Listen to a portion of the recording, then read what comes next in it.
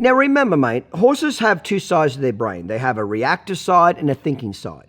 The reactive side of a horse's brain is what Mother Nature tells them to use. React and run, react and run, react and run. Remember, as a prey animal's main form of defense is to run away and escape. Horses are faster than anything that will eat them. Any natural predator that will eat a horse, horses are faster. They can outrun it. Okay? So horses don't have big teeth and claws like a lion and tiger, but they do have speed.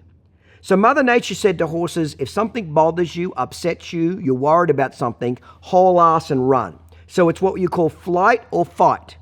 So if they can't run, let's say the horse, for example, runs into a dead-end cave and the lion comes in front of the cave.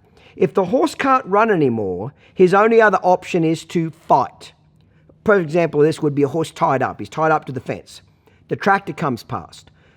The horse would like to run away from the tractor, but he can't because he's tied up.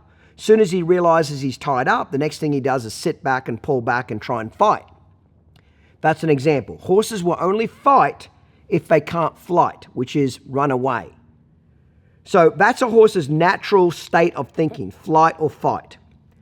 That's the reactive side of his brain. What we need to do is teach the horse how to use the thinking side of his brain.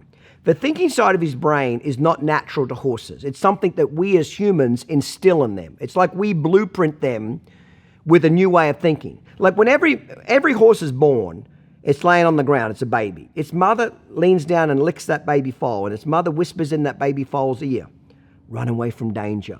Don't stand still. Standing still will get you killed. If you're worried, run, run, run. What we have to do is say to a horse, every horse, no matter what age they are, don't listen to your mother. She was on crack and she was drinking the day she had you. If you want to survive, do not run.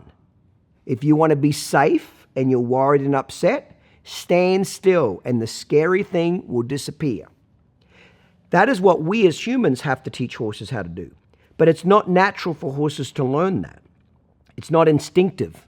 Can they learn it? Yes. Can they get good at it? Very much so.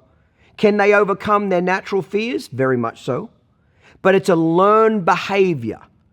We do that through desensitization, through moving the horse's feet forwards, backwards, left and right, and gaining the horse's respect.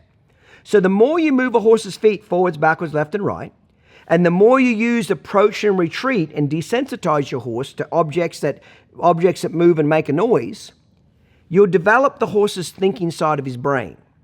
And we want to get the thinking side to be huge. See, in the beginning, when you have a wild Mustang, it looks like this. A big reacting side of his brain and a very small thinking side. Once the horse is well trained, it's the complete opposite. It's a huge thinking side of his brain and a very small reactive side. So the horse's brain is kind of like two bubbles. As one shrinks, one grows. As one shrinks, the other one grows. Think about it like that. They both can't grow or shrink at the same time. As one gets bigger, the other will get smaller. So that's why we want to teach the horse to use the thinking side of his brain. And how you do that is by teaching the horse to move his feet forwards, backwards, left, and right. You do that on the ground through a series of groundwork exercises.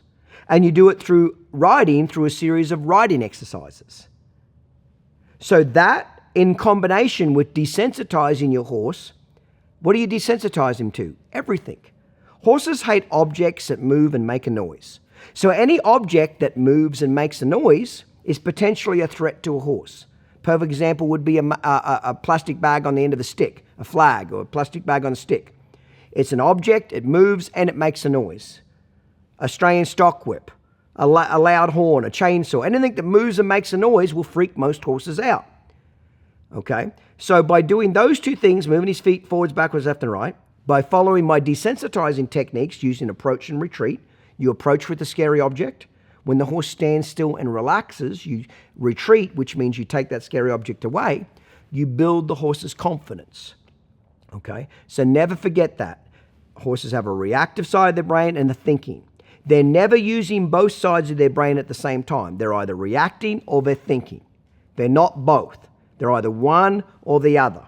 Quickest way to go from the reactive side to the thinking side is move his feet forwards, backwards, left and right.